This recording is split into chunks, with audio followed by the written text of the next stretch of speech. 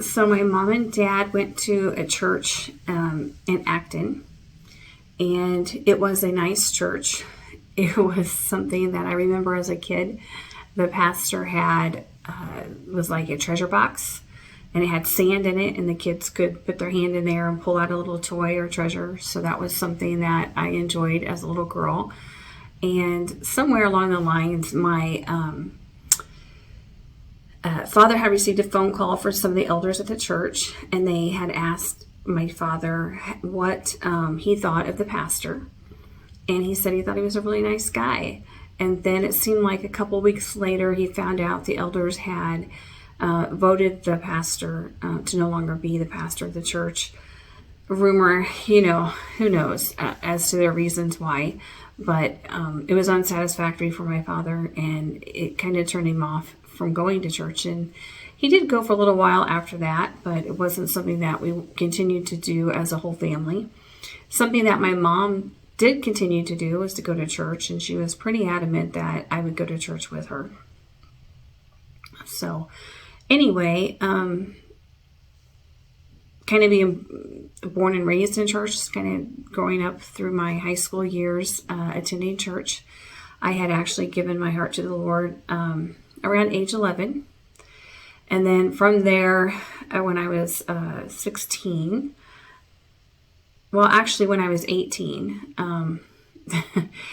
I was still in that same church for a good amount of time, and had an interesting experience with the pastor of that church, who had a controversial opinion. Well, let's put it this way. He had an opinion on a controversial topic. So the controversial topic is the gift of tongues, and I didn't have an opinion of the gift of tongues. Couldn't told you anything about it. I didn't even know much of the Bible, to be honest with you, at that time. But his opinion pretty much stirred up one of my family members at the time, and they didn't really like what he said, because he had mentioned that if someone were to speak in tongues in his church, that he was going to ask them to leave the church. So again, I didn't really have an opinion, but if part of my family wanted to leave because of that comment, I was open-minded to it. So I ended up discovering another church, and it was one that I think that you would probably term it as full gospel. And it was really interesting, and it was very neat to see the differences. I had actually got to a place to where I knew I was questioning the Bible. I wasn't real convinced that, well, the problem that I had was that the pastor would talk about, preach on the book of Acts, talking about signs and wonders and healings and miracles, but I never saw them. Never could have told you anyone that had a miracle or a healing. And so I started really questioning the Bible if it was real, and I didn't really believe it too much anymore. But then when we went to this little small church in the town of Beech Grove, it was the first time that I had ever seen a healing line. They did operate in what we would say the gift of the Spirit, gift of healing, gift of miracles, believing God for the impossible. I remember going to a picnic, and it was supposed to rain, and they prayed for it not to rain. Well, I had never heard of such a thing. It blew my mind, and it didn't rain. So I started seeing a different level of faith than what I'd ever been exposed to. And I knew a lady that had a hearing problem, and she had wore a hearing aid in one of her ears.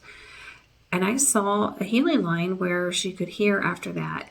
And that really, really intrigued me.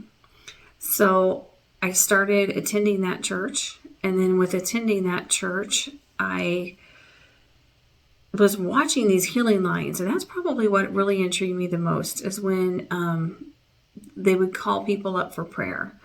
And they would pray for finances. They would pray for anything and everything. And it was kind of exciting to hear some testimonies and things that would happen. That church would have a lot of what you would call pop-up testimonies, which were really, really nice. And I don't know a lot of churches that do that today, but if your church does that, man, that's awesome. It's something that I feel God can definitely use and does use quite well. And we are overcomers by our testimony in the blood of the Lamb. And and a lot of churches are just too big, to be able to allow that to happen. But anyway, it was kind of cool. And then they started talking about the gift of tongues. And of course, I still didn't have an opinion. I can't say that I wanted the gift. I didn't really believe that the gift was going to save me. I already had a born again experience at age 11. So this church, believed in the gift of speaking in tongues. The pastor spoke in tongues from the pulpit. He explained where Peter gave a 3-minute sermon, 3,000 souls got saved. The boldness of Christ came through Peter, which before he had the gift of tongues, he ran and he denied Jesus. So I thought, maybe there's something to that. So then I had a couple experiences there at that little tiny church. One was I was to take my shoes off, and we had a visiting minister come in. He had asked me to stand on the Bible. And I remember him almost being apologetic to the congregation that he was having me put my feet on the Bible, but he was insistent that that's what God was telling him to do. So I stood on the Bible, and he said that God would have me to stand on his word. So I kind of took it in. I didn't understand it. It seemed a little okay, but I really just didn't have an opinion about it. I just did what the man had asked me to do and moved on. Well, then it seemed like there was a word that was spoken. And I remember the pastor who had said a certain word. And, sometimes when God has a word for you, it just will stick out and you won't forget it. And, this is, my goodness, over 20 years ago. So it definitely stood out. And I've pondered it in my heart. And he just said, if you don't get puffed up as you walk, signs will follow. So anyway, some time went on past that, and then I ended up meeting Jan and Paul Crouch around that same time frame. Maybe I met them prior to that. I believe I met them prior to that, but around that time frame, I started watching TBN as well. Wow. When I started watching TBN, I saw a new level of healing and miracles that I thought was really exciting. And I got interested in watching Pastor Benny Hinn. And I was really excited to see those healings and miracles happen, that I remember thinking, why isn't the whole world at one of his crusades? This is the thing that I thought I was questioning the Bible for, because I didn't know healings and miracles were actually still happening today. And here's witness of healings and miracles happening today. So I got plugged in and started volunteering at some of his crusades. Started helping out with another ministry that was busing people there and praying for the sick on the buses. And I remember rolling in a woman in a wheelchair that we had picked up somewhere. So, we would all meet in the state of Indiana. The buses would come in, and then we would pick up people all along the way to wherever the event was going to be held. And it was usually in a different state. So somewhere along the lines, we had picked up this lady, and she was in a wheelchair. And I was, I helped roll her in. But anyway, long story short, one of his staff members had walked over to the lady that I was pushing in on the wheelchair and just prayed for her. And she just got right out of the wheelchair and started walking. And I remember being like, so amazed, like, wow. And then I got plugged in a little bit more, and I went to a conference that Pastor Benny had out in California many, many years ago. And in front of me was a lady, and she was had a seeing eye dog, and clearly she had a hard time with her vision. And I remember kind of wanting to pet the dog and just kind of being, I had a dog myself, and just kind of being, it stood out to me, that particular individual.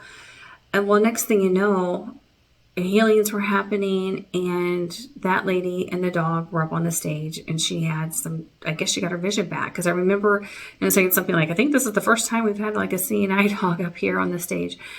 So that was kind of neat. And then a little bit further along, I would volunteer at another conference. And then that conference, oh my goodness, really became a life-changing conference for my family, or for me through my family. So I had brought someone with me to that conference, and when we got there, it was packed. We were, if I'm transparent, in that particular time, I wasn't going to volunteer. I was just going to get ministered to. But because they were packed, the only way you could participate was if you were a volunteer. So we became a volunteer, both of us, for the event. And it was really kind of neat. I didn't mind, we helped out. But at the very end, I remember Pastor Benny said, for any of the volunteers that would like prayer, please come up and stand in line. We'll say a prayer for you. And normally I would be like, hey, yeah, we're going to take prayer. What could I ask God for? And, let me get in line. I remember, oddly enough, that it kind of escaped me as far as anything to pray about. And then I heard something, and I heard this. I heard, pray that the devil doesn't steal your mother's life. And I thought, well, I started learning the Bible around this time. And I knew that the Word of God said that the devil comes to kill, steal, and destroy. So I thought, well, that must not be God telling me to pray that the devil doesn't steal my mother's life.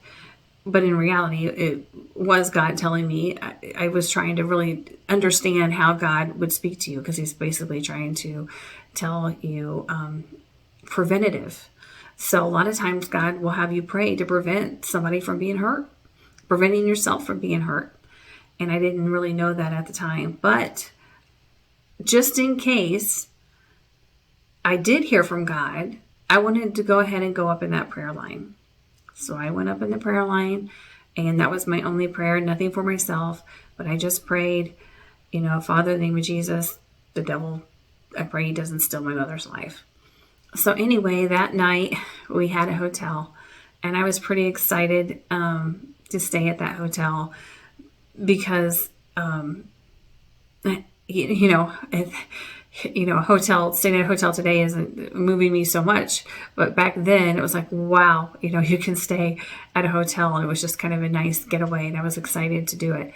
But the girl that was with me volunteering, God bless her. Anyway, she was used of God. And she was insistent that we come back, even though we had already paid for the room. We had not even checked into the room. We had not unpacked nothing. But she insisted that we drive back home.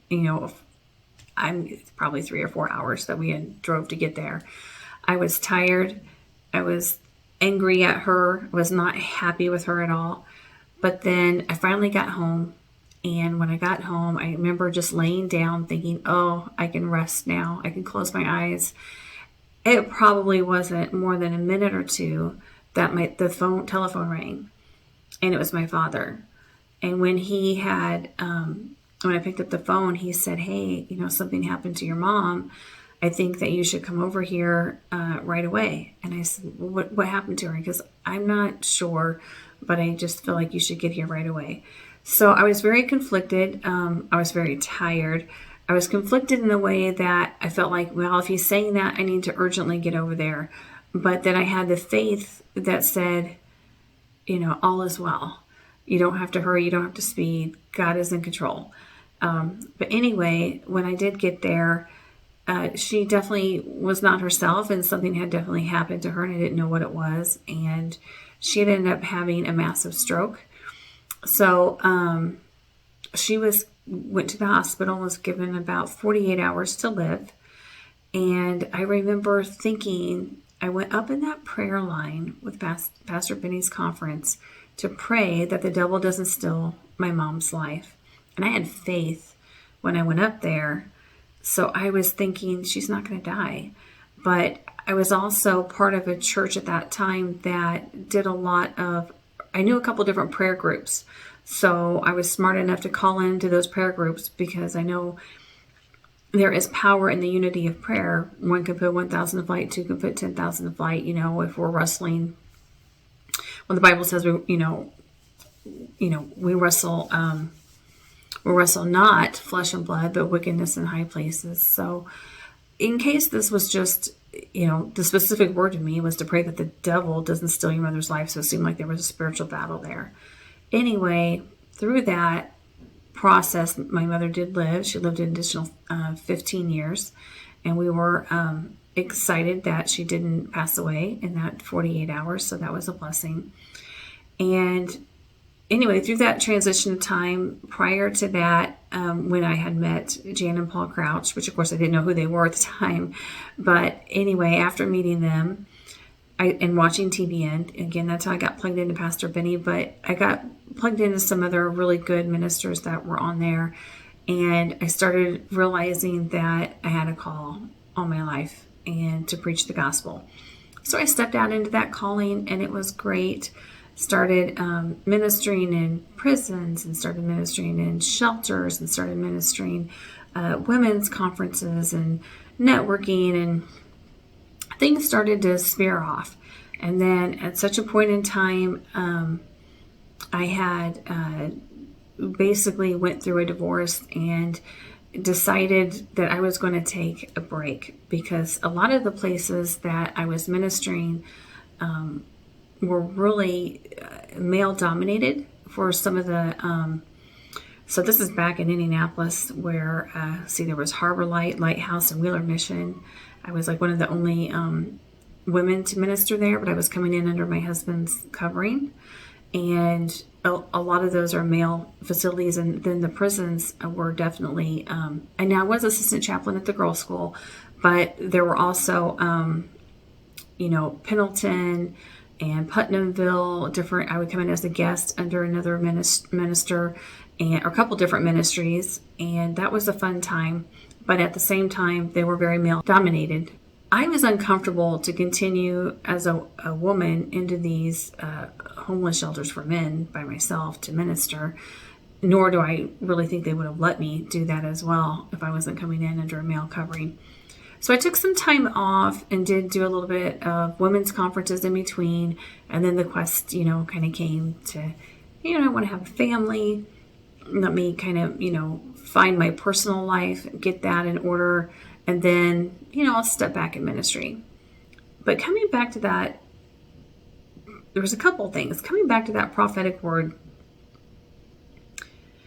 if you don't get puffed up as you walk, signs will follow, always kind of stayed with me. So after the prophetic word, if you don't get puffed up as you walk, signs will follow, staying with me for now like 20 years, I was thinking, okay, well, when are these signs going to start following? I do recall when I ministered previously that I ministered 3 services in one day, and we had a deaf ear open in each service.